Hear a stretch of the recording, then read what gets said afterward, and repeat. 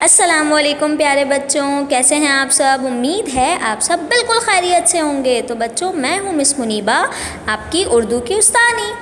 तो बच्चों, आज हम एक नए सबक के बारे में पढ़ेंगे जिसका नाम है अच्छे बच्चे स्कूल कैसे जाएं।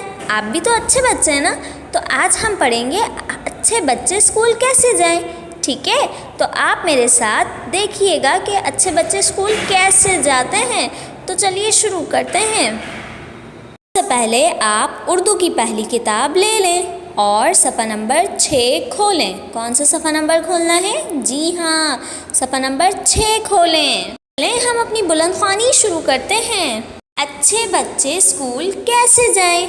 एक दिन उस्तानी साहिबा जमात में आईं और किताबें निकालने के लिए कहा, तो कुछ बच्चों के पास किताबें नहीं थी।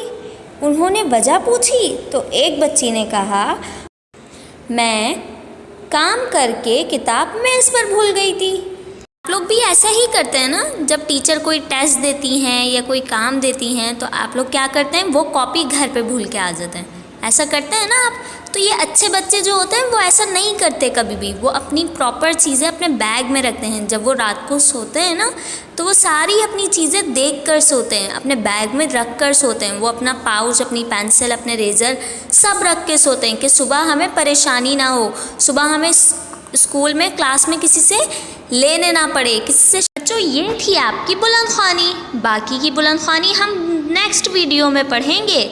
ठीक है, अब आप आ जाइए मश्क की तरफ। तो सबसे पहले आप सफ़ा नंबर 8 खोलें। कौन सा सफ़ा नंबर खोलें? जी हाँ, सफ़ा नंबर 8 खोलें। मश्क देखिए, मुज़क्कर मुअन्नस लिखिए। मुज़क्कर मुअन्नस क्या होता है?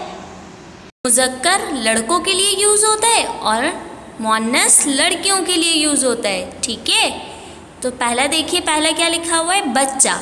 बच्चे का क्या होगा? बच्ची। दूसरा देखें, दूसरा है उस्ताद। उस्ताद का क्या होगा? उस्तानी। ठीक है, ये थी आपकी मश्क मुज़क्कर के मुअन्नस और बुलंदख्वानी। फिर मिलेंगे मुकम्मल बुलंदख्वानी के साथ। तब तक के लिए अल्लाह।